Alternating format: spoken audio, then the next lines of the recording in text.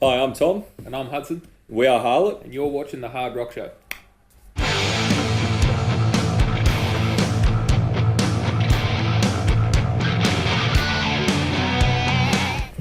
We've been joined tonight by two members of Harlott. How are you today? Very good. Well done. So it's about your third time on the show now. Possibly even more. I'm not sure, actually. I'd say 3. I'd go hard 3. Yeah, alright. Cool. Well, but for those that don't know you, introduce yourself and the role you play within the band. I'm Tom, bass, backup vocals. I'm Andrew, frontman, band manager, And songwriter, lyricist, merch Anything designer, lover of all life. I booked the flights. Oh yeah, Yeah. he books flights. Yeah. He's Cool. apparently using Skyscan is difficult, Tom. More of a webjet. Just get that sponsor money. Yeah. Better than go for Jetstar, isn't it? Oh no, we won't go there. Tom Brock will fucking hear it. We might need to fly Jetstar one day. We might need them. The last time I had you guys in the studio was April 2015. So that's, Some time ago. yeah, about 2 years now. Oh yeah, almost exactly. So what have you been doing since then? Quite a bit, I Yeah. guess. We got picked up by Metal Blade. Yep. We released the second album, Proliferation, through Metal Blade, and then we toured Europe on the back of the release of our second album, Proliferation, on Metal Blade, supporting Annihilator for 6 weeks, and then we enjoyed a Christmas at home with our families. And then last year we wrote and recorded our third album, Extinction. And now we're here, ready to play some shows and have some fun. With Extinction just being released. It has just been released. With Metal management. Yes. So, let's talk about it. Here it is. Proliferation. Not proliferation. Extinction. You fucked me up. Part 3 of the trilogy, mate. Yes, it is. Origin, kind of like Proliferation. Extinction. Yes. And then retire. Yeah. You say that after every On my album. yacht that I can afford from playing heavy metal in 2017. Haha. Said no one ever. Yeah. But yeah, tell us about this album, how it might differ from your previous 2 releases, and also... Very slightly. Very slightly. Well, all right. Stop me if you can tell me. refinement. Which album am I talking about? It's 12 tracks of fast, angry thrash metal with some nice hooks, some nice melodies, but mostly aggression. Bit of You forgot the groove. There's a bit of groove. Yeah. Which one is it? You got 3 choices. Pretty much all the same thing when you break it down. I found the recipe. Yeah, you do it I well. use it. Yeah, I make a wicked batch of scones. With 13, so it's like baker's dozen. Jam and cream. Don't forget the jam and cream. Damn it! Nah, fuck that, man. Butter. No way! Nothing but butter. Hot scones out of the oven. Bit of butter. Well, the butter's alright. Butter's incredible. No. Jam and cream. Thin ice, Jam and Thomas. cream. Thin ice. He's just not English. Think about how enough, much I obviously. need you, Tom. Think about how much you need me. Flights. Well, since I did speak to you last, you've had a lineup change. Mm-hmm. Right. So walk us through that process a little bit for you guys. Surely Dan would have just been on the way out, April 2015. Yeah, and you've also just recently had a new guitarist Yeah. as well. So Yeah. you've done a little bit We've of... had a few lineup Yeah. changes. We trained Tim in drums last year, 2015, and got him quite good at his craft. He came into the band pretty much a hard rock drummer, just, heavy metal, I guess, but playing the speed and the intensity that we play, it was always going to be a lot of work for him. To learn And like 2 or straight 3 up, different types of roles. yeah, and straight up he was like, yeah, I'll 16. do it. I'll put the work in, and he has, and it's been an absolute heap of work for him, and a real test. But he's pretty awesome. We're pretty stoked with him right now. He's all right. Mm. And late last year, Ryan decided to part ways for reasons that totally respectable, and more No power hard- to him for yeah, everything no he's No, you done. guys handled that whatsoever. really well, just for the record. You handled Thank it you. really Yeah, it was a big loss and very big shoes to fill. And we weren't really sure what was going to happen. Like, it was a relatively sudden thing, the decision that was made, and it proved to be quite difficult finding a replacement, especially someone. No one wanted it. Yeah, No? we No thought one wanted it. we thought people would they'd want be it. lining up down the We were street. sitting there like, she'll be right. And the problem was, people have met me. So everyone was like, I'm not fucking joining that band. No chance. I was just like... And and then there was this one bloke from a small town in like Orange, New South Wales, who was like, I don't know, I guess they're all right. He never met me personally, so he was like, I'll do it. Too late now. Contract is fucking signed. Didn't read the fine print. Yeah. He's in. We could like latch him in with some endorsement deals and be like, all right, come on. Yeah. So we've got Jake Weber now. Yeah. Just found out it was pronounced Weber. Yeah. Been Not calling him Weber. Weber for a couple of months now. Apparently it's Weber. Yeah. He took it pretty well. And he's doing real well. The guy's a rhythm machine. The guy can shred, but his rhythms are disgusting. I have to be much better than I am now, which is good. I need that every now and then. Just to have my self-esteem crushed. You So- talking in humility terms. What? Just You I need feeling okay? to learn how to play guitar again because of how fucking good he is at it. Yeah. And just being the sloppy guy is never fun. Hey, Dennis. Well played. So I guess album craft and writing, you've got your formula and stuff, but that aside, how much does the dynamic within the band change with your lineup being restructured? That's a pretty big chunk of it over the last couple of years you've had to do. So Absolutely. We've always prided ourselves in Harlott of sure we're bandmates and all that, but we're also, it's very important that we get along really well and that we're pretty much like good mates too, especially when you're touring in Europe for 6 weeks was, I thought it'd be a bigger test. Obviously when you're around the same people for 6 weeks, by the end you want a bit of space from them and during that, but it's very important. So finding a replacement for Ryan, it wasn't just about being a good musician, but it was also just personality as well and fitting. And the dynamics absolutely change. Whether it's better or worse or whatever, we don't look at it like that. It's just an evolution, a change, and we're certainly enjoying it and looking forward to what's going to happen moving forward. I think we've been lucky that both of the positions have been filled by someone more than competent of replacing the person that they are, replacing.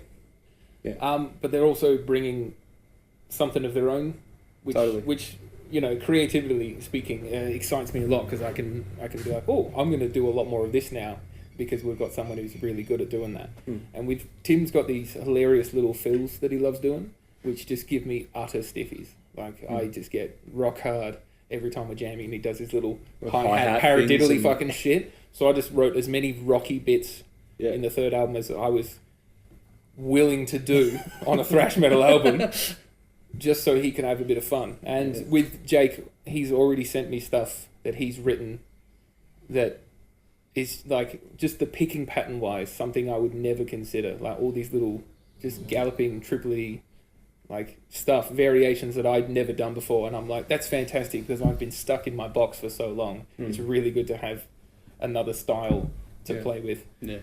Jake's also been It's pretty really Slayer. It'll be good to try out some Slayery type of music. Jake's also been really handy on like the whole social media front as well. He's really active in that regard. So he's really assisted there as well, which is great. So Social media is important. yeah, I will begrudgingly accept that. Finally. it's taken a while. I'm never going to be happy about it. But You I did get say that it's begrudgingly. a thing. I understand that people feel the need to tell everyone what they fucking had for breakfast. Yes. Well, you did do the support tour, or the tour supporting Proliferation, I should say. So how was that for you guys over there in Europe? Oh, mate. Oh, mate. That was the hardest 6 weeks of my life. Yeah? That was the highest of highs and the lowest of lows. It's really hard to describe it, but Yeah. That's what we decided to summarise it. yeah. We were trying to figure out a way to do it, and that's pretty much... But to be completely honest, like you want people to come back and be like, touring was the fucking best thing ever. But it is tough. It is work. It is the most job satisfaction I've ever received from anything I've ever done. But it was fucking hard. And you need to be really careful that it doesn't start to drain on you at all. Because if you start feeling resentment towards what you pertain to be the love of your life, like, you know, the way I approach music, it's what I'm passionate about and that's what I want to do. And if I ever dabble in not enjoying it, that's when my entire reality kind of comes crashing down. And it was really difficult to stay, well, not difficult, like we did it, It's like, yeah, but like it was positive fucking hard. and- It was really hard to just like stay focused and energetic and enthusiastic. When you know, day 5 with no showers and Same ragged socks. nights of sleep And you just, you've got knob rot, you've got gangren's fucking athlete's feet, and you have to listen to Canadians every fucking day. It was amazing how many people were like, "Oh man, that's a sweet holiday, 6 weeks of playing metal in Europe." I'm like, no holiday. That was harder work than I got my back on job. the Tuesday night and I was at work fucking 7:30 Wednesday morning. I had to go and pay for the privilege of that holiday that I took. And then all my annual leave was gone. But then, it's like, sweet, now I get to work another year and a half before the next one. But then you get up on stage and you play to hundreds and hundreds of people and then walk through the crowd afterwards and there'd be people running up going, "Oh, good job, Tom." And I'm like, I'm in Romania. What the fuck? And yeah, just kind of hit home.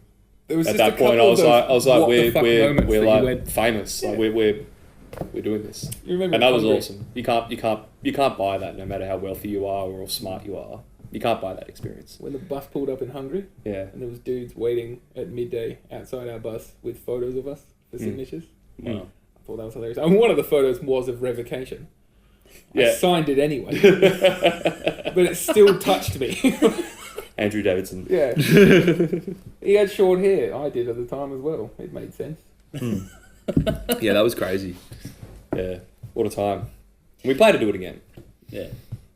On that note, shortly, just there are some, I guess, fans and also other bands that think that being on tour and doing that sort of thing, and especially with a support tour where you're following a band that's been doing it for a long time around, that the party mode can kick in. Whereas I personally believe that it's more important to take that as professionally as you possibly can, because those are the things that will make it worth your while. What do you say to people that think it's either party or it's you've got to work? Listen, Dennis. You got to cut that shit out.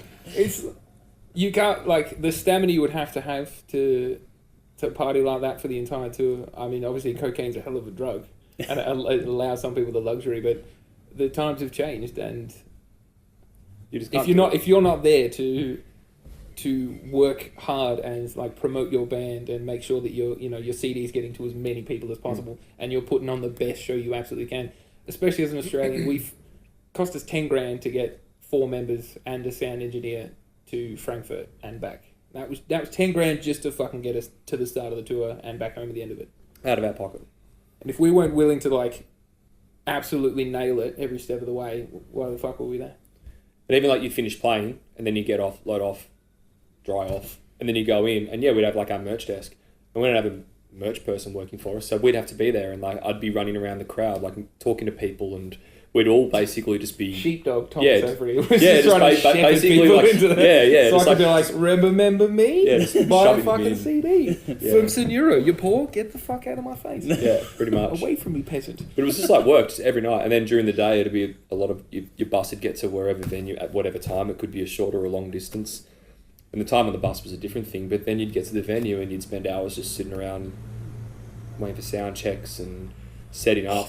And I was expecting the venues to be in like the middle of the cities, in all these European cities. They're not. They're in like industrial areas and all kinds, like every venue's in a different spot. But quite often the venue had absolutely nothing around it. And so you'd be sitting there just like looking for a cafe. Around the same people, that you've been around for so long, and you'd just be like, all right, let's find Wi-Fi and just sit there and connect with the outside world. It's pretty weird when you think about it. But then on the other side, every night when you get up and play to those people, it's just like, yeah, highest of highs, lowest of lows. And then there's just these 40, 50-year-old German dudes wearing their battle jackets that just want to jerk you off. They come up to you and you go, where have you been all my life? How old are you? And you're like, 25? And they're like, no, let me buy you a drink. Do you like peppermint schnapps? And you're like, I get that that's a joke to you people, but no. Good times. Back onto Extinction. All right. just going back onto that. We'll chop and change a bit as things go on. Yeah. But produced and recorded with, go for it, old mate Chris the Moco at Monolith Studios. Again. If it isn't broke, don't fix it. Yep. It worked the first 2 times. I was willing to roll the dice a third. He's great to work with. Very, very easy man to be in the studio with, and he has brilliant ideas, but will absolutely understand if you go, no! Yeah.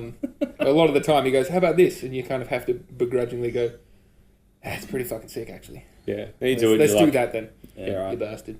But as you said, nothing worse than a producer who goes, why don't you try it this way? And you go, I don't think so. And they're like, no, do it.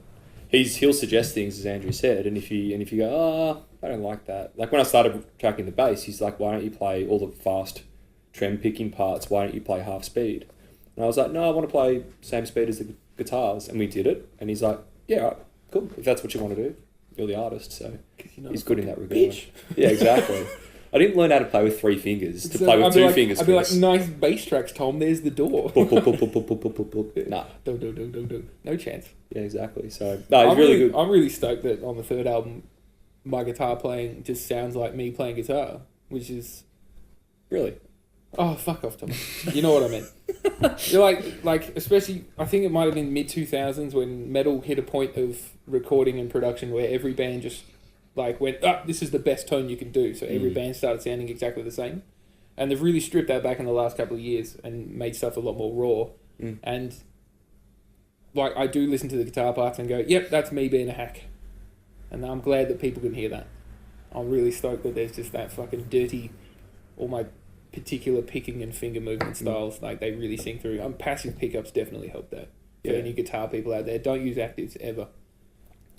Dennis knows what's up. Well, that's what Chris said when we started tracking, and he's like, with this album, he's obviously as a producer, he's between when we produced Proliferation with him, he's experienced and learned a lot as well, as he does, and he's better than he's ever been as a result. And he said to us, like, Proliferation was very polished, and he said with Extinction he wanted it a little bit grittier and a bit more raw, still that same sounds that we have, and that's why you get Andrew sound like, and the bass isn't perfect either. The guitars aren't perfect. It sounds amazing. Even the amps that we used, the guitar amps, we didn't pick that we'd use the amp that we ended up using for the tone, but we just heard it, and just with the way that it was all coming together, we were like, yeah, that's it.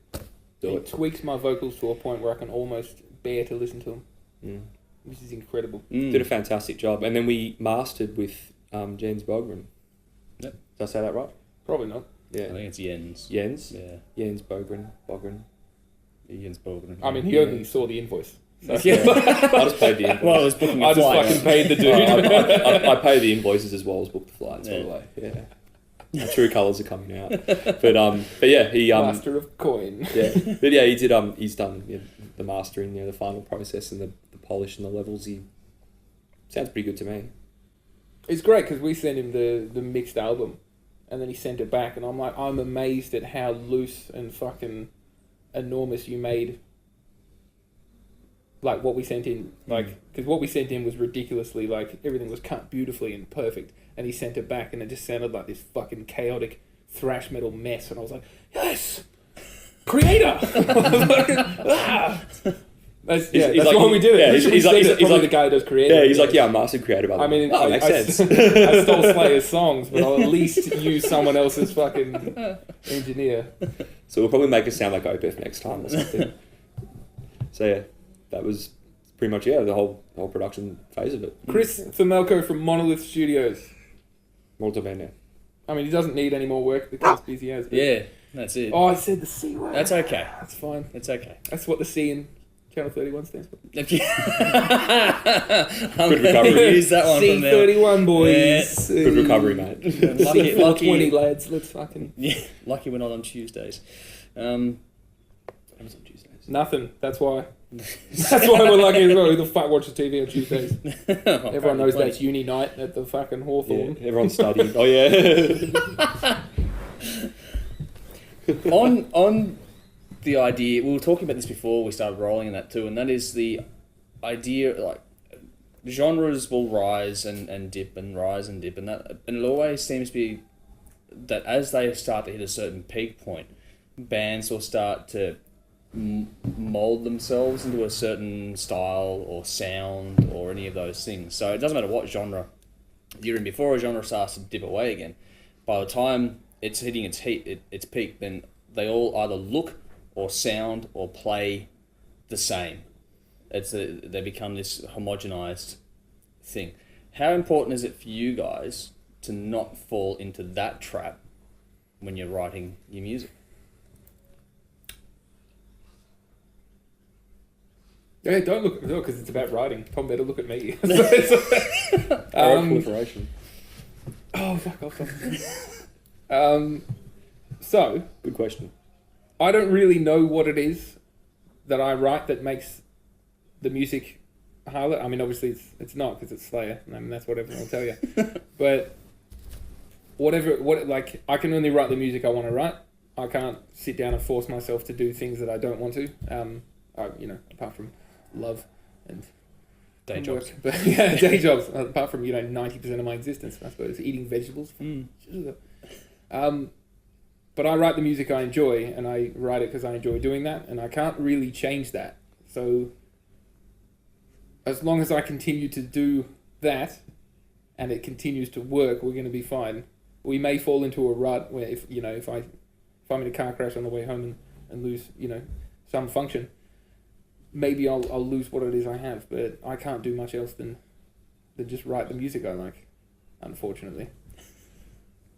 I really wish I'd just wrote really fucking money-making music, That's what my dad always says, why don't you play music people like? Yeah, she is. Just thought I'd ask that one because you're on your third album now, and a lot of people can... Third album's a make or break album. Well, in a lot of respects, yeah, because people... Fourth album is the solidify your career. 5 album is do whatever the fuck you want. Yeah. People will buy it anyway. That's it. But at this point, you get the first album's out, and that's the one you've been sitting on for years and years and years. And you get your second one out, and that's a bit of a hit and miss affair in a lot of respects. Like a lot of bands don't have the same time to focus on the writing craft they had for the first one, so they fall over a bit. Third one is usually the return to form, but you guys haven't dipped at all, so you've been okay. So you got to wonder about, okay, it's your third one, but you're always joking about you joked when we had you last time. You joked saying, I just wrote the same album again. And that's... Fucking, you watch. But it's just that whole, you're talking about it right. You're talking about a thing, how important, but now you've got the new members and you're talking about how you're getting challenged and already with the new stuff coming in. Do you think it's important not to throw the fucking light out and regenerate, but just to really just insert little things. One, to not only keep the listener, I guess, engaged, but also for yourselves as writers it can get stale if you are trying to follow a formula versus just letting things. Mm-hmm. We've talked about that a bit recently, actually, just amongst each other, because it is a third album now, and especially like you look at the thrash bands, a lot of the thrash bands, from that are a bit older, and around like the 4th, 5th album, they did. Like they just changed quite a fair bit. And listeners and growing up and listening to say just thrash for argument's sake, you always sit there and go, why'd they do that? That's such a good thing going on, and then it changed. But now, like, it's because I've had this conversation so many times in interviews lately. It's because they were big in the 80s when metal was big, and then in the 90s when metal wasn't big, they went, we can't play metal anymore if we want to continue this lifestyle that we're used to. So they tried to, flesh out into the grunge thing. There's, Pantera were like, fucking flannies. They tried all this other stuff. It didn't work. And then you'll notice all of those bands that were big in the 80s, who went weird in the 90s, are just coming back into fucking thrash metal form because they're like, metal's never going to die. We're never going to make huge money anymore. But at least we'll have a fucking solid following. And that's what they're all doing. You heard it here! And several other places that I've already said this. Yeah. But I think that was Sin FM, so I wouldn't worry. I think Jake having his influences coming into the band, I think it's, I guess you could say, for lack of a better term, a bit of a blessing in disguise, and he's coming in, he's a good writer. And he's putting ideas on the table. I think that will naturally, as Andrew... Breath of fresh air was the better term you Probably. He's just cancel out the disguise word. He's a blessing. And what's he disguised as?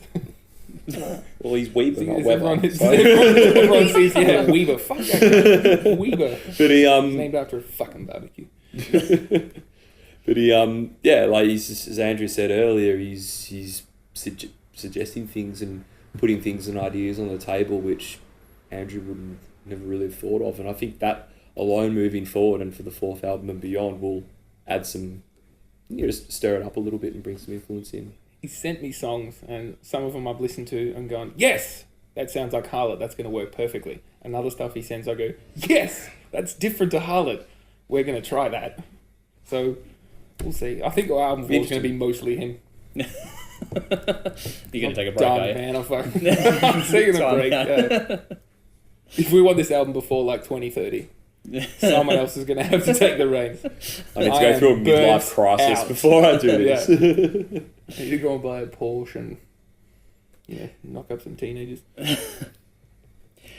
We've been talking about this part of the next question line, but we have a lot of fun with this outside before we started rolling, and that is the reviews and the feedback you have been getting on Extinction so far. So walk us through some of the highlights of the feedback realm that you've had to date.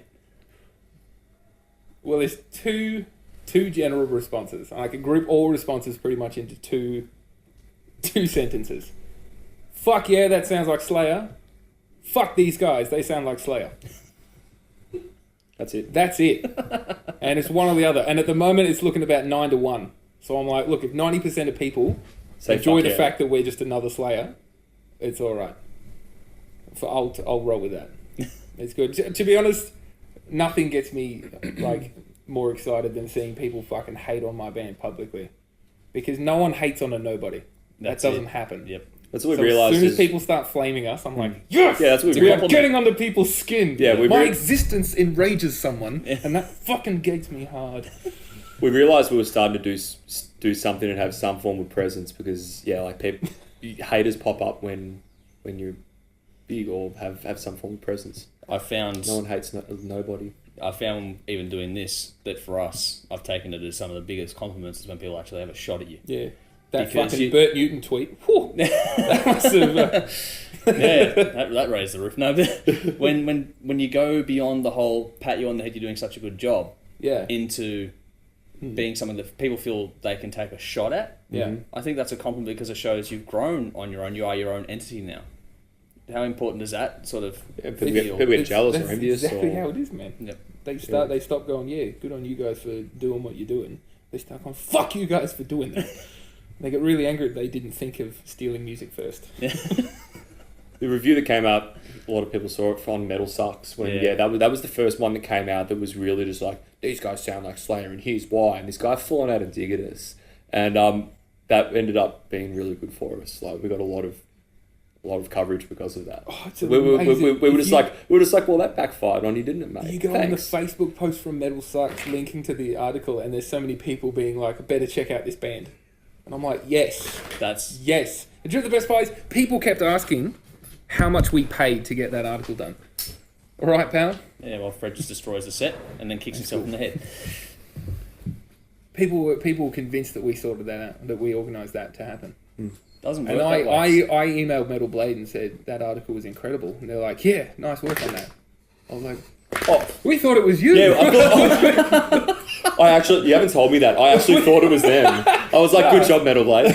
They didn't do it. They didn't do it. They didn't do it. Someone took time out of their day to write that piece of shit. Someone sat down and went, I'm going to fucking get those clowns. What's that YouTube link again? This one. Is gonna ruin them. And then found the bit of a Slayer song that is, to be fair, exactly the same as part of a Harlott song. And I was aware of that when I wrote it. And I thought, we spent, 6 weeks on tour with Annihilator that would play a Rammstein song every night. Jeff didn't mind. Why would I? Nope. While this won't go to air beforehand, you are about to actually have your launch gig for this. As you see this, I will already be dead. We're launching on the 29th of April at the Bendigo Hotel with our good friends at Desecrator and Hidden Intent and Black Helm. Yep. That's fine. It's fine. The dog's covered in ants. Do you want to come? Hey, he's cleaner than Cherry Bar. Yeah, I reckon he can come to the launch. Sorry, I'm going to try and give him a bit of room there. What are you doing? Come here, idiot. This is fine. Yep. I'm not scared of dogs at all. Bendigo Hotel, Desecrator, 29th, the official album launch. It came out on the 7th of April. Yeah, 7th, 8th, something like that. The Blade launched it then. So, it's been selling, I guess. People have told me they've got copies. We'll see if they sing along at the show. If I can find out who's lying and who isn't. Like evil Santa with his naughty and nice list. Yeah, absolutely. Except it's just Hudson's a bastard and he dislikes humanity. So yeah, should be a good show. I'm hoping to, fill the room. considering it's, the double launch thing, because Desecrator are releasing To the Gallows, which is an absolute banger of a record. Mm-hmm. And it's just everything Riley's ever wanted to do, and I'm so happy for him. Like, when you hear it and you go, this is just Riley. It's got Riley stamp. This is just Riley. Yeah. I love it so much. So yeah, should be a good show. But when you guys see this, it will have already happened. Yep. So it was a great show. We fucking nailed it. If you weren't there, you missed out. It sold out. We ran out of merch. Bendigo Hotel burnt down. It was that good. Like, Kerry Packer was there or some shit. Dave Hughes, for some reason. He's still relevant, isn't he? Oh, in some circles, I guess. Yeah. he better not come to our fucking show. Chopper came to one of our shows. Yeah, my bass did not make a mistake. Chopper Reed inside Sonny's I wouldn't worry, man. Sonny's, It's got no ears. no Sonny's no ears. Just watching. I was He just just like, puts them on and they go. It's like it's hard to Terminator. rest in peace, Chopper. Yeah. Oh yeah, he's dead. Yeah. Let's talk about an event that is coming up, Oh yes. that this will air in time for, and that is Legions of Steel. You're at it again. This is Yeah. You're not allowed to pay 2 years in a row, unless unless you're Harlott. unless you pay every year in a row. Yeah. I think that was the clause. Yeah. I don't know if you guys know this. If you watch the show, Dennis likes us. He's a bit of a fan of my band. He's a just touch. fanboy. Not as much, damn it. Oh, Then again, I don't throw full cans of beer at you on stage. sorry? I don't throw full cans of beer at you. No, you just Fuck up you know the ramp. you just go to my shows, and that's pretty rude. So we got this one coming up. Can the cameras see that? There Dennis you go, is doing Dennis. Jimmy Dennis now. will. Dude, fucking Jimmy. Yeah, that'll be helpful. People will read that. That's All right, okay. We're It'll be playing fun. the gig guide every week for fucking... all right. Do you want to line up? Go for it. All right, we got Triple Kill, Katana Cartel, Demon Head, Back from the Dead, Trigger, Gypsy, Espionage, Naji. Espionage, Damnation's Day, Tabara, which we've discussed at length already, which won't make it to air, Desecrator, and Harlott. So that'll be fun. That's a lot of heavy metal for one evening. You're headlining. Yeah. I guess that's what they tell me. That's what That's what the contract said on the thing what I signed. I signed that, yeah? Oh, sweet, yeah, we're good. So we're We're on. good. Sweet. We're good. We get paid. Hooray. You're the only band that's played every year apart from Clownface's band. So, what have, from your How many years perspective... is it now? Will this be four? Three. Will this be four? So is that 3 years of having the biggest crowd and now you're finally putting us on the headlining spot? He's a good businessman, this one. He's savvy. He knows what's up. Only because I offered you a discounted price. How much you paying them? Fuck it, I'll do it for less. But I guess from your guys' perspective, you've got the unique one, because we're involved with him and watching it all play out behind the scenes, but with you guys, you're on there, you're playing it, and you see the night play out every time. How have you seen it grow from start to where it sold out last year? Honestly, it's probably another 2 pints he consumes every year. It's just he gets Pints. more and more legless every fucking time we do it, and it just gets bigger and bigger. Yeah. Like last time, I remember this girl telling me that she was devastated because she rocked up at about 10 to see us play. She'd hopped on her push bike from Coburg and ridden the whole way there, and it was sold out. They weren't letting people in. Yeah. And then she was like, "But it's the Bendy," and they were like, "Oh yeah, fucking on you go, free entry then." Yeah. It just won't be on the books. So yeah, it was amazing to have it that popular last year. And Last year was massive. really, really hoping it happens again this year, because it'll be embarrassing for us if it doesn't. Because now it's my fault. But it will, yeah? Yeah, it'll sell out. Pretty sure it'll sell. So get tickets, because it'll sell. Oh, that's not even my beer. No, it's not. Sorry. Where do you get tickets? Online. Oh, fuck, you get tickets online, guys. Legions of Steel, Big Cartel. Thank you. Legions of Steel, Big Cartel, and you can get tickets to that show, because that's coming up on the 27th of May. That's going to be an absolute banger. Bendigo Hotel, home of heavy metal in Melbourne. It left a really good vibe, and just the whole night went fantastic. And when it finished, there was a lot of talk about it. Everyone had an absolute blast. So there'll definitely be a lot of people go. Bonus points if it sells out, but I can't really see why it wouldn't, right? It will. Unless we... It will. I mean, you got Tabra playing. Oh, yeah. Well, yeah, it's fucking sold out. Jetstar won't be there.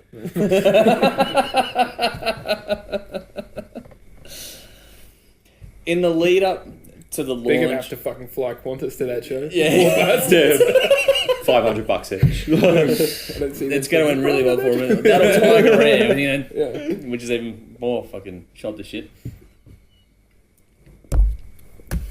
Now, not only are you releasing a CD, you also Yeah. have vinyl Yeah. this time around, which I have proudly Now, purchased what today. you do with them is you put them on this thing. Yeah, I know. I didn't know this, but It's it turns, revolutionary. it turns around. There's like a pin. It sits in these grooves And it goes... and it makes noise. Unless you fuck it up, and then it doesn't make a good noise. No, it doesn't. But you got the CD, you've got vinyl, you've got other different runs of merch like long sleeve tops and things going We've on. got long sleeves, we've got t-shirts, we've got back patches of the cover art, because that is just, that artwork is too delicious not to milk it for every fucking cent. We're going to have, normal size patches, embroidered sweatbands coming along at some point, metal pins, fun stuff for kids, stuff for ladies. Not really. It'll be stuff for long-haired blokes that like heavy metal, I guess, is mainly what we sell to. With the vinyl, there's a few different types. There's the standard black, and then there's a blue. They've all got funny names, a ghost blue or a magic Transparent blue? green? Clear blue, green vinyl. Clear blue green. It's clear blue green. And then there's a green one, toxic green. And there's toxic green, and then there's a really sick marbled like orange, which is only in America or only wow. purchased from Do you know what's America. fucked up? You can only buy it in America, but if you go on the American websites, they go limited European print. Oh, I'm like, really? What? I want those, you bastards. But I reckon they changed it because they just didn't want to give us any. yeah, I mean, no, they didn't. Metal Blade, no, that was not the intention at all. Oh, there's also the 180 gram black vinyls, which are a thing. They were special back in the day. They're a bit heavier. Yeah. Bit I was different. born in 1990. I don't get the vinyl thing. I think No, they were 180 more grams niche. are like Yeah. cool. I So yeah, they want look those cool. like They sound cool. Yeah. those this thick ones. Fucking. I want to print it on the cones. The really old gramophones. The cylinders. Yeah. Oh, cassette. That'll come back. Get the honky tonk. Cassettes. Oh god. The honky tonk reel to do it for you. Get one of them. Or mate. you can just get it online. Well, you can do that You can too. just get it on any of those online outlets and whatnot. iTunes and Spotify. Yeah, Spotify. You're One on of the there. other ones. Oh, there's Come on, mister. Bandcamp. You on Bandcamp? Oh, we're on Bandcamp. We were number 4 bestseller of the week on the Metal Blade Bandcamp for some week. Yeah. It was hilarious because I'm was not pretty an awesome. on there as well. Yeah. It was just like, take that, Johan. You You definitely would not say that I to would his not say face. that to his fucking face. The dude's 10 foot tall. You're like, nice to meet you. He wears leather Rip your pants. arms out of your sockets. He wears like leather pants for braces on his arms. Like he's Yeah. massive. Big boy. Yeah, fuck that guy. We're better than you You for can a say week. to Australia. Come to Australia and fucking, I'll fuck you. Yeah, wait till you're on tour next time in Europe. I'll be avoiding Odin Fest and all those ones. Tell us about the artwork though. Where'd that come from? How'd you find Paintbrushes, I think. paintbrushes? Okay. Yeah, on canvas. Generally how it works. Unless it's in the digital age. Expat. Oh, it probably was. Yeah. Just embarrass myself again. You've gone from not knowing about vinyl because you were born in 1990 to gone avoiding Assuming that digital art was all done like creation. the classics was, green background and set on that. Like, oh, the portrait. Have you seen that shit? I haven't seen that one. No. Have you not seen that? No. That is the Well, there best you thing go. that I've ever commissioned in my entire life. Our dear friend painted that for us. Leo Flander. Nice. Portraits by Leo. You can find him on Facebook. Check it out. He sat us all down on a fucking sweet leather couch and we were wearing Yeah. suits and if you look, you can see how dead I am in my eyes. If you look, Is it that's a true what representation? paintings capture. How you actually. So yeah, feel. and that was done like the classics were painted. That was like a backing of green, like Yep. so. That's why I thought I knew what I was talking about when I didn't. But the album art, Andrei Buzhikov, Who did Proliferation? he did that. He does all the municipal waste, all the toxic Holocaust Yep. stuff. He's a expat Russian living in LA? San Fran, Cal, somewhere. America. America. Yeah. He's living in the United States of America now. You know the one. think most of us do. And by he is brilliant because he has ideas and I do not. My creativity stops at music and lyrics. So I go, I need an album cover. He goes, what do you want? I go, exactly that. An album cover. Did you give him our lyrics? Yeah, I gave him song titles and lyrics, and then he did that How about because that? it's And I bang was on. like, It's bang on what we're about. we needed it. Mm. You look at that and you go, what kind of band is that? You know what you are. It's fucking thrash. Yeah. You know that. And Yeah. I managed to get him to rotate the globe so that Australia was on the front because that was important to me. Because Yep. if there's one thing I learned in Europe, it's that this is a gimmick, and we've It got to is. ride that fucking wave. Yep. And he put the little ring on. In the middle He's, there. he's Yep. wearing the same ring as the guy in the second album's wearing on his pendant. Ah, So yeah, that's nice touch. conspiracy. And yeah, it's got green barrels. What more do you need? Basically, just squeezing all the oil Yeah. out of the earth, which is pretty much what Donald Trump's going to do. Basically, if the earth was a big pussy and that hand was Donald Trump's, He's He's grabbing it. he's grabbing that earth pussy. He just sees an earth like that and he goes, oh, I just want to grab it by the pussy. I didn't What say a that. I didn't say fuckhead. that. Yeah, very much so. Yeah, I'll fight Johan and Donald. One's got nukes, the other doesn't. I'd take Donald over there. Tell us about... He's got rest in peace and Polaris. Yeah, well, there you go. Thunder and lightning. Your lyrical content. Yes. What inspires it? Is it political? Is it personal? SBS World News. Yep, okay. It's very political. Yeah, well, you've got to write angry words for angry music. It's hilarious of me to write about how fucked the world is, considering the privilege that I've grown up with as a white male living in the eastern suburbs of Melbourne in the year that we live in. So it's hard for me to actually draw from my own personal experiences of adversity and difficulty, but I can look at the world as a whole and see a lot of fucking horrible shit going down, and knowing that it's very unlikely that things are going to get better, I can put that into words and fit it to music. And He's hey buddy, snoring. having a snore. Yep. I also love writing about the human condition. I think the human brain is an amazing thing. Horribly flawed, but incredible what it can do. What some people have the ability to do is just fucking mind-blowing.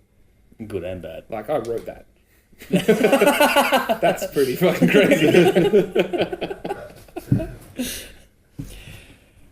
Videos are one of those important mediums that are out there. You've got one actual music video to date. Are you going to do any more, or is that sort of the peak of your No, prowess? we got another one. Yeah. Yeah. Work in progress. Oh, mate. It's in the tube. Oh, mate. Prepare your sides, for they will split. Yeah. You see this. I refuse to take myself seriously when it comes to that sort of thing. So, you'll see. We'll see. I was literally, before you told me to turn my phone off because you're a fucking stickler, talking to a producer who stopped messaging me a while ago because I told him the idea. But he messaged me back and he's like, oh, sorry, man, I've been so busy. That's great. Let's do it. And I'm like, yes. Okay. We'll be spending more than $55 on this one as well. My fucking Metal Blade will be spending that money. Thank you very much. I won't be spending shit.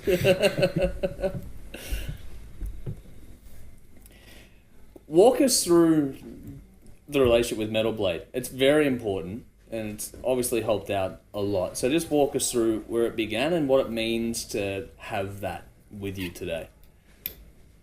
I've got a timeline if you want. 'Cause- Probably the easiest. Yes, because last time we were on here was April 2015. So Yeah, none of different this would have label. gone down. All right, you were on the Well- Italians. Yes. We- Yeah, so Punish- we're with Punishment 18 then. Yes, you were. And our A dear bit's happened friend, since then. our dear friend Luke Bozio, who was at the time very well connected with Punishment 18, but he's been in the metal scene for his entire life, so he's been connected with everyone. I showed him the second album. I sent it to him and said, "What do you think? You guys going to sign on with this one?" And he wrote back being like, "Honestly, I don't think we're going to go ahead with this." And I was like, "I'm gutted. That's a horrible thing to hear." But he said, "But I know someone who might be interested." And then about a week later, he said,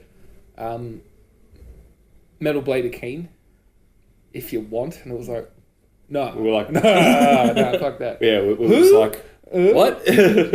Nah, King Diamond suck. So So we said, all right. Yeah, he was like, I'll give you the guy's email. And I was like, well, fucking okay. And I sent the dude, I was like, apparently you've heard it and apparently you like it. And he went, yeah, here's a contract if you're interested. We'll release it. And there was like, 5 album options after that. So if this one sells and, this next one, if Extinction sells, go buy it, please. My retirement plan. You need that yacht. I need that yacht. If this one sells, we get to do like another couple albums with them, and we get slightly better cuts of everything that sells each time, as as a motivation to not suck. Yep. And the entire everything's by email because they're in Germany. I often a couple of nights have been up at 2 a.m. trying to get some quick correspondence back and forth with them. Lovely dudes, really professional, really passionate about the music. The Metal Blade Deutschland's only about 5 people.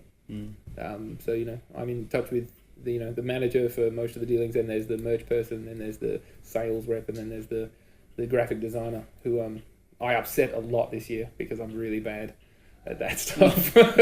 He just kept being like, could you send that to me in a format I can fucking use? And I was like, all right. We met a few of them when we were in Europe touring with Annihilator, and it was just really cool to put names to faces and just get to know them, and really cool guys. Really cool. We were expecting, I don't know what you were expecting, but I was thinking getting in bed with a very, very reputable and sizey metal label. You hear so much stuff about record labels, and we thought that it'd just be something like corporate, just getting put through the grinder, but they're really easy to work with and really just super nice guys. They're German, so they fucking mean what they say. Yeah, they're pretty efficient. So helpful. Mm-hmm. When they came to one of the German shows, Bochum or something. Bochum was when the manager came down, and that was when we played an incredible, flawless performance to a 900 sold out show. And I'm like, I'm so glad he saw that one. The best one of the tour.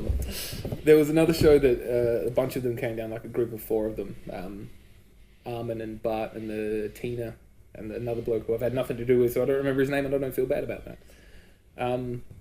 But Bart was a younger dude and clearly liked his tech death and his a little bit experimental stuff, so we got off stage and I was like, how was the show? And he went, yeah, it's all right. I was like, first guy from Metal Blade, and we're like, oh fuck. And then the other 2 dudes were just old school metalheads, came up and just wouldn't stop hugging me, and it was like, yes, I think we're gonna be all right. Like they were really into it, so that was okay. Yeah. And then they got me wasted on, because they've Craft just started beer. craft beer. The Germans are like, dude, have you tried these fancy beers? I'm like, yeah. We're from Australia. I've been to Fitzroy. Of course I have. But yeah, it's just a thing there because they're really they're like, if it's not Hefeweizen, it's not beer. And the purity law. Yeah. Yeah. So they've only started getting they're doing it properly as well. They're like, here's a Boston Pale Ale, it's 9%, and he just kept throwing them at me. And then we were doing $1,000 transactions on the bus afterwards, and I was wankered, trying to count money like this, sitting there going. And yeah, he was fine with that, obviously. Yeah, you probably paid too much. Yeah, and he's just a couple of grand, but amazing label, just great to work with. Really supportive, really patient. I remember talking to the manager after the show, and I was like, "When do we need another album? When do we need a tour again?" He's like, "Whenever you're ready." And I was like, I thought they were going to be cracking the whip, being like, "I needed Rouse, Yeah. But they appreciate how expensive it is, and they appreciate that we've all got jobs and we've got a life as well. We're not just going to drop everything, because they know that that wouldn't work otherwise. So yeah, they're pretty cool. And obviously, pretty if we waited 3 or 4 years before releasing another album, they'd probably sit there and go, "Come on, guys, when are you looking?" But I think they've got stock and they've got faith in us that we'll do the right thing, and we'll just keep doing what we're doing. And that's probably the reason why they signed us, which is pretty good. You get little festival offers every now and then. Like, come to my festival in Serbia. We get 20 bands and it's fucking great. And then you just pass that on to them and they go, don't even. Yeah. Don't even. And you're like, sweet. Just saved ourselves a couple of grand in flights. Not gone to a shit show. Yeah, they scream pretty well. Yeah. And just That'll leading up to you, this, they're pretty... Andrew's been the person mainly involved with it, but the whole getting ready for the launch, they require a lot of things and there's a lot of correspondence. But just having that there, it kind of just makes it all just happen, and they know what needs to be done. They just love the music, really. Yeah. Does it keep you on point more, having someone, I guess, in some respect, to answer to, in a way? Like, I'm not in the boss employee way, but yeah, there's someone out there that's writing. There definitely would be an element, I'd imagine. They forced me to do all that, as we discussed, all that stuff that I really don't like doing. They're forcing me to do it, and it's been really, beneficial, like, so far. Or just all the media side press, they're all over it. They organise me phone interviews with, Swedish magazines and emailers from this, that, and the other. And then there's Chris Marriage, who I'm sure everyone knows because he does everything in Australia. He's been getting me in touch with all these other people. That's been really handy. And on the creative side, they have just given me free rein. They didn't hear the album until it was finished, and I just sent it to them, and they went, "Yep, fucking sick, let's do it." And they just said, "When can you have the masters to us?" And I'm like, "Probably around here." And they go, "Right, the launch is April 7th. And you're like, "Oh, fuck." And then they go, "We're going to drop singles in the following dates. Here's the press release we're sending out to all the things." Which singles do you think should be done? They're like, "Which ones do you want to drop a single?" Yeah, I'm like, "You tell me." Yeah, we tell them, they're like, "Yeah, we agree with you, that sounds good." You wouldn't pick that from a label. You'd think they'd be like, "This is what's happening." So you guys, it's our material, Yeah. But so it was you guys that chose the singles that ask a mother to, pick which child she hates the most. Big call. It was difficult, and they were like, which songs are going to represent your band the best? You can't do it. Especially once you're seen his true colours here. You're so fatigued by the end of recording an album that you can barely listen to it. Yeah. And then someone goes, "Pick the 3 best on there," and I'm like, "They're all fucking shit." No. So I was just hoping they would pick them out for us, and then they're like, "Which ones?" I'm like, "Oh, can you do your job, please?" Fucking Germans, eh? They're efficient. They're so good. They're brilliant. But labels are good. Get on them. Even like when we were touring in Europe, and like we'd be running low on something in merch, and we'd just be like, "Hey, Metal Blade, we're running a little bit low on this T-shirt or something," and they'd be like, "Where are you in 3 days' time or a week's time?" We'd be like, Bucharest," and they'd be like, "It'll be there." And every time we'd get to the venue, and there'd be a box sitting there with our merch, just works like clockwork. They obviously know how to do it. They've been doing it for a long time, but it was just like amazing, really, really cool. And it was pretty cool being like, "Sorry, we're gonna need another 200 CDs, guys." Yeah, we're just chop. Yeah, they're selling. It felt good to actually be successful for once in my life. It's good. They're very handy. Yeah. Thanks, guys. Yeah, cheers.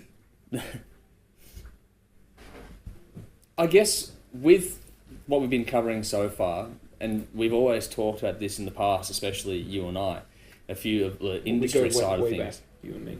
Oh, yes, old clearly. friends. But every time we've gotten together and started talking about the industry, there's always been general trends in the conversation, I guess you'd say.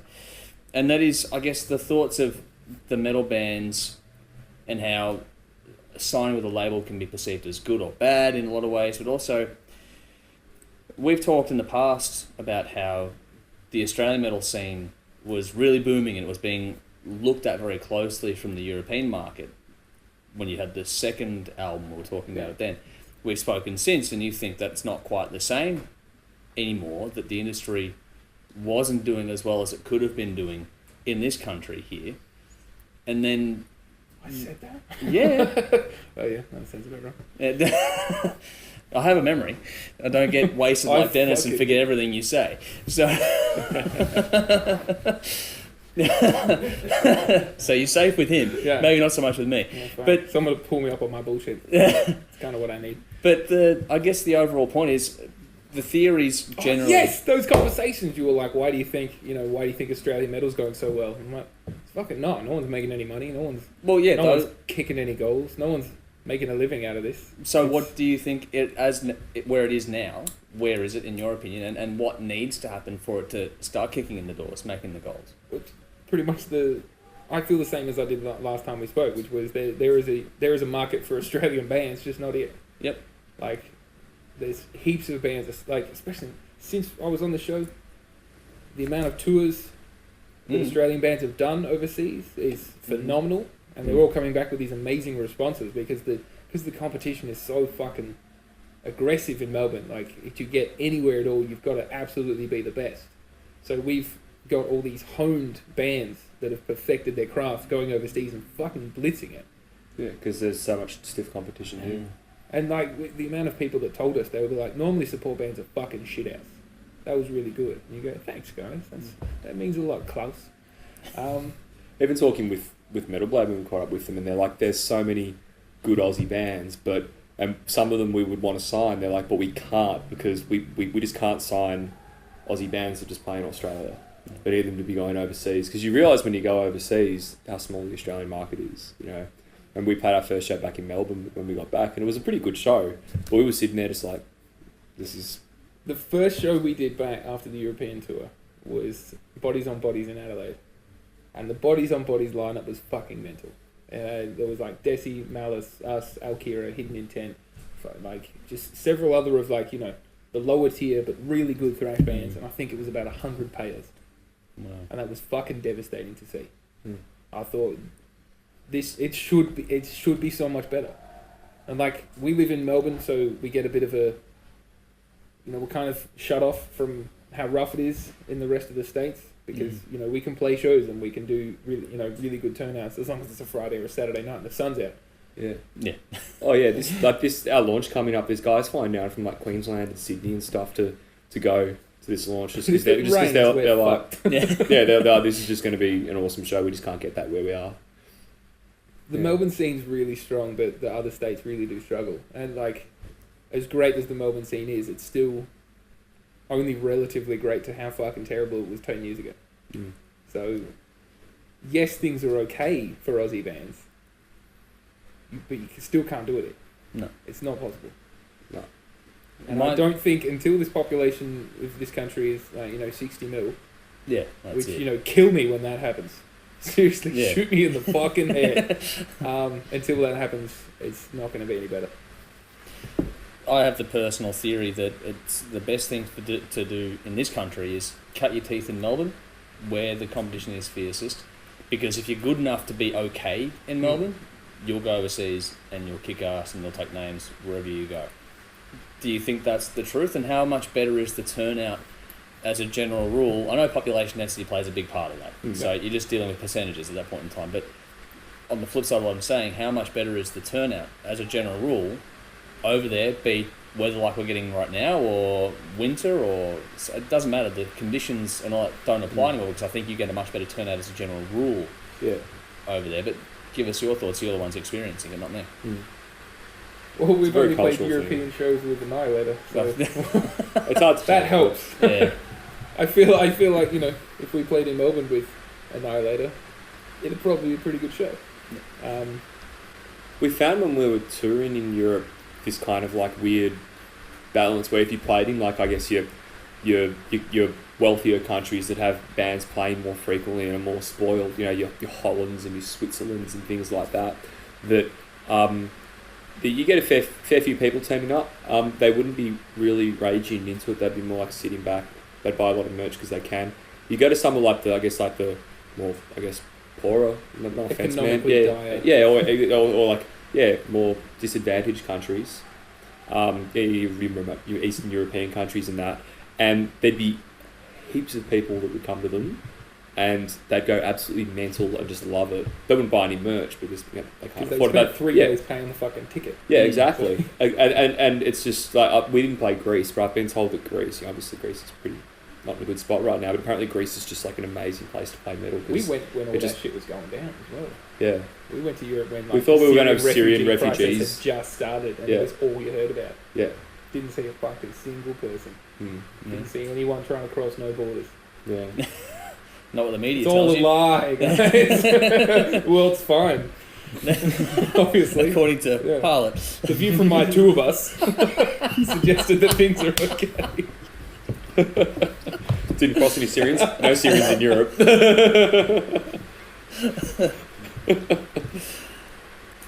What is the general plan now for Harlott over the next 12 to 18 months?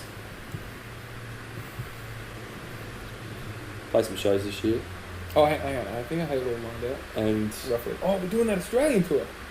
yeah. We're doing some Australian shows that we're announcing start of May. Yep. So I won't blow any loads yet. I'll just say, if you're in a major city in this country, does this go out? It'll be the start of May by the time this comes out. It goes worldwide. Yeah.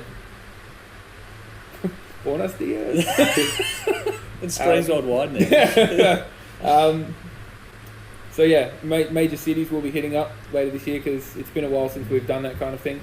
Again, because it's fucking difficult, because it's expensive and it's hard, and our money's been tied up on tour buses for the last 2 years. So we're definitely doing that. We're heading out with another great Aussie thrash band, so you'll get double the bang for your buck. We're hopefully going to try and line something up in Europe at the end of the year. Not too end of the year, because no one wants to see metal at Christmas. Yep. Christmas is the And thing. it's too still. cold. It's too cold. Fuck that. A lovely October-November tour would be amazing. Beautiful time to go to Europe. You can wear leather jackets and look tough. Not sweat. Not sweat everywhere. Except all the fucking stores are like 28 degrees inside. Yes, they So are. you're walking around the streets and then you're like, I'm just going to strip down to be jocks. They just do it so naturally, don't they? We're just Yeah. like, just have it all the same. Much easier. Just wear the same stuff. Just everything from roasting. Early next year, we've got a couple of festival offers that we'll see if we can pan those out. Maybe a couple of shows either side, make a bit of a thing about it, and we'll be in the studio next year on album 4. At this rate, Yeah, easily. beautiful. Well, It's is about half written. Just keeping it coming. Yeah. Calm down, Dennis. Put your cock away. Deviant. Jesus. Is there anything you'd like to say to the people watching now that you've got a platform to do so? To supporters? Other than Buenos Dias? Other than abusing your fans at the shows anay, but... Well, you know, you get Don't what you get him pay started, for. mate. Well, they come back, so... Treat them mean, keep them keen. Yeah. Thanks for watching, guys. Check out the album, Extinction. You can find it at good retailers, I guess. Metal Blade Records. Anyway, you can check the sites. We link it. We'll post it Our out big if you want to cartel. buy it from us. We got a big cartel. Just to put you on the spot. And Yeah. that's the way the news goes. Alright, time for it. What are you going to put in the bin for us this week? You got anything? I don't really have anything. I'm a pretty happy person at the moment. We can put Hawthorne in the bin for you if you want. Actually, No, you'd have to get them out first. put them at the bottom of the bin. Okay. Hawthorne Football Club Yeah. in the bin. Yeah. This isn't as relevant as it would have been had I said this like maybe a year ago, but baby metal can fuck off and die. Thank you. I just can't... People get behind it and they go, no man, I think it's really cool. And I'm like, it destroys art. It destroys everything that we fucking hold dear. They get up and they perform those songs that some other motherfucker's written for them, and they make it all kitsch and fancy, and people eat it up. And I think you're as bad as every other motherfucker in this world. Yep. I'm so glad we agree on that. Oh, This I is why I love completely you, agree man. with you. It's the fucking worst. I've had a And massive also, rant about them before. regardless of what it stands for, it's fucking horrible. It's just bad to listen to. It's just and you're like, oh fuck, what is that noise and why does it exist? Why the fuck did you buy this, John? I will kill you. Sorry, John. In the bin. Cool. No, I am completely with you on that one. I've had massive tears on that before. Thank you. Dennis has had a few massive tears. This is true. On more than one occasion. Thank you both very much for coming out. Thanks for having us, Hope man. everything goes really well on the next cycle. Thank you. And We're doing a handshake. we're doing the handshake. Yeah, there we go. The photo op. It's happening better than the G20 summit. There we go. Thanks a lot, mate. No worries. Thanks Thank you, again. Connor. We'll catch up Cheers, soon buddy. for sure. See you soon. Cheers.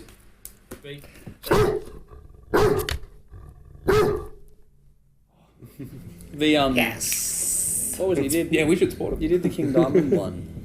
Oh, Welcome Home Yeah, that was- with Sexpionage. That was fun. It was fun. I was shit-faced. Oh, really? When are you Just to not fucking when you're mix it playing a up. gig? Isn't you shit-faced playing gig just about half of the course? Like, not maybe.